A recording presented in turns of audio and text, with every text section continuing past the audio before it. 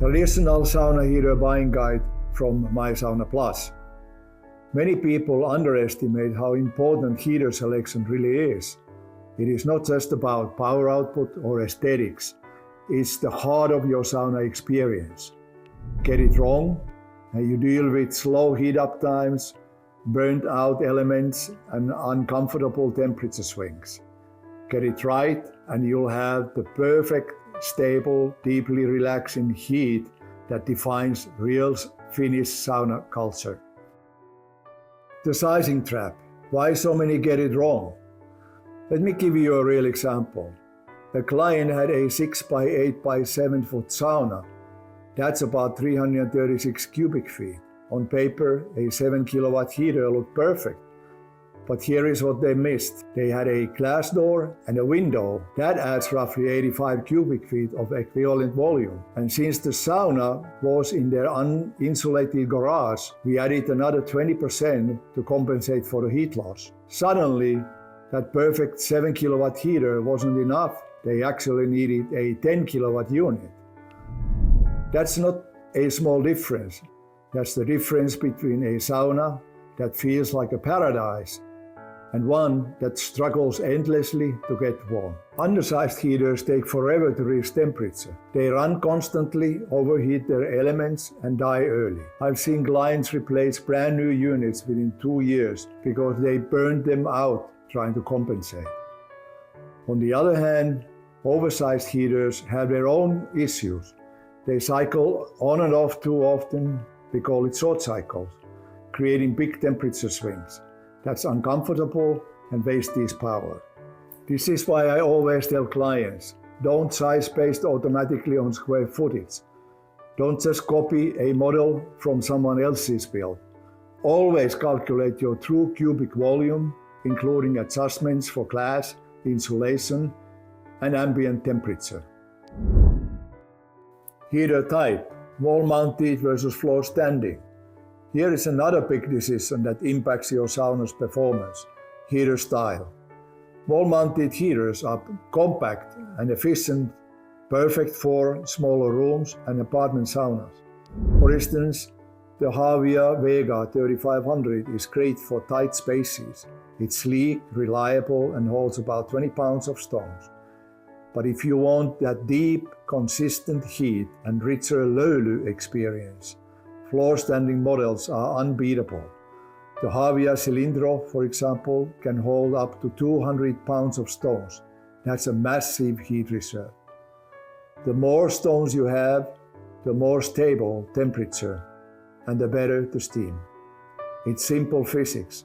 More thermal mass equals smoother, more authentic heat.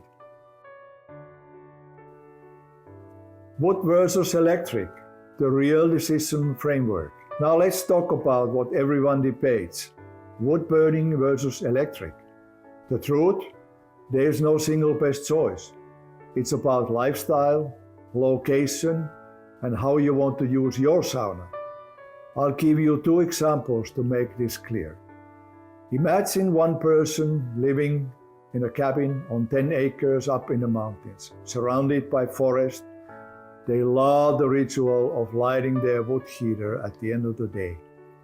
They'll grab a beer, put on some music, and spend half an hour tending the fire as they unwind. For them, that process is part of their relaxation. Now picture someone else, a tech executive in downtown Seattle. She has a rooftop sauna with city views. Between condo rules and her early morning schedule, wood just isn't practical. She needs something fast, clean, and automated. Her electric heater with Wi-Fi control fits her lifestyle perfectly. Neither of them is wrong. Both are thrilled with their setup. So here is the real question to ask yourself. Do you want your sauna to be a 10-minute decision or a 60-minute ritual? Both are valid. It's just about what fits your lifestyle. Thinking ahead, future-proofing your choice.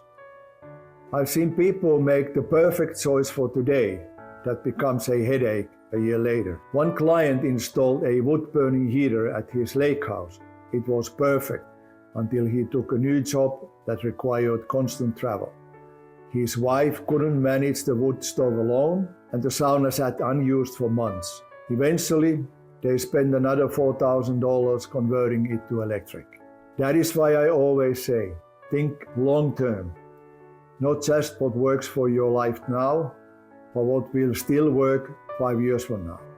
If you are feeling overwhelmed by all these details, heater sizing, installation, insulation, electrical requirements, you're not alone.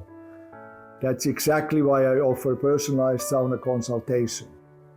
I'll analyze your space, your climate, and your lifestyle to recommend the perfect setup for you. You can book a free session at mysaunaplus.com. The link is in the description. A 30-minute consultation can save you thousands of dollars and years of frustration. So these are the key takeaways. Size your heater by cubic volume, not square footage. Adjust for class, insulation, and location. Those factors change everything. Choose wood versus electric based on how you want to use your sauna, not what looks more authentic. And always think ahead. Your needs might evolve over time.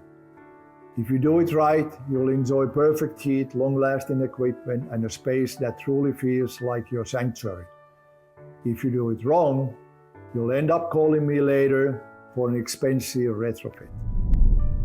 Now that you understand how to choose the right heater, make sure you've covered the foundation. Watch my previous video, the traditional sauna buying guide for do-it-yourself sauna kits, where I walk you through the exact installation step and heating cost most people overlook before the heater even goes in.